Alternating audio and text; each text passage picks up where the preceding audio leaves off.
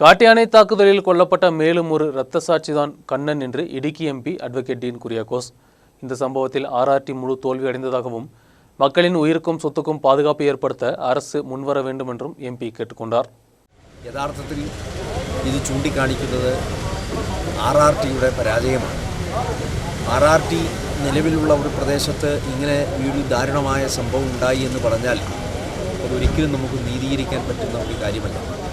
എന്തുകൊണ്ടാണ് ആർആർടി പോലും പരാജയപ്പെടുന്നത് എന്നുള്ളത് സർക്കാർ തലത്തിൽ സമഗ്രമായി ചർച്ച ചെയ്യപ്പെടേണ്ട വിഷയമാണ്. ആർആർടി അംഗങ്ങൾക്ക് വേണ്ടത്ര സജ്ജീകരണമില്ലാത്തത് നേരത്തെ തന്നെ ചർച്ച ചെയ്യപ്പെട്ടിട്ടുള്ള കാര്യമാണ്. തന്നെയുമല്ല, ആർആർടിയുടെ സ്ഥിരമായ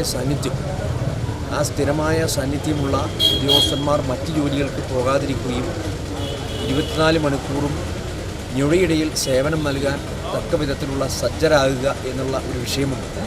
ആർആർടി നിലവിലുള്ള ഒരു സ്ഥലത്ത് ഇങ്ങനെ ഒരു ദാരുണമായ സംഭവം ഉണ്ടാകാൻ പാടില്ലായിരുന്നു. അപ്പോൾ ഈ കാര്യത്തിൽ ഫോറസ്റ്റ് ഡിപ്പാർട്ട്മെൻറ്റിൻ്റെ സമ്പൂർണ്ണമായ ഒരു വീഴ്ച, കൃത്യവിലോപം നമുക്ക് ആരോപിക്കാൻ സാധിക്കും. അപ്പോൾ അതിൻ്റെ പേരിൽ ഒരു ആദിവാസി യുവാവിൻ്റെ ജീവനാണ് ഇവിടെ ബലി കൊടുക്കേണ്ടി വന്നിരിക്കുന്നത്. ഇത് അങ്ങേയറ്റം പ്രതിഷേധകരമായിട്ടുള്ളൊരു കാര്യമാണ്. ജനപ്രതിനിധി എന്നുള്ള നിലയിലുള്ള ശക്തമായ പ്രതിഷേധം ഞാനിവിടെ രേഖപ്പെടുത്തുന്നു. ആ കുടുംബത്തെ സമ്പൂർണ്ണമായി സംരക്ഷിക്കാൻ വേണ്ടിയതായിട്ടുള്ള നടപടികൾ സർക്കാർ തലത്തിൽ സ്വീകരിക്കേണ്ടതാണ്. അതോടൊപ്പം തന്നെ അവിടെ ശാശ്വതമായ പരിഹാരം, കൃഷിസ്ഥലങ്ങൾ ഉൾപ്പെടെ സമ്പൂർണ്ണമായി സംരക്ഷിച്ചെങ്കിൽ മാത്രമേ ആ നാട്ടുകാരുടെ പ്രതിഷേധം ഒഴിവാകത്തുള്ളൂ. അവർ ഇപ്പോഴും പ്രതിഷേധത്തിലാണ്. അപ്പോൾ ആ കാർഷിക മേഖല സമ്പൂർണ്ണമായി സംരക്ഷിക്കുന്ന തരത്തിൽ, തോട്ടങ്ങൾ സമ്പൂർണ്ണമായി സംരക്ഷിക്കുന്ന തരത്തിലുള്ള നടപടികൾ ഡിപ്പാർട്ട്മെൻറ്റ് തലത്തിൽ സർക്കാർ ഉറപ്പുവരുത്തണം.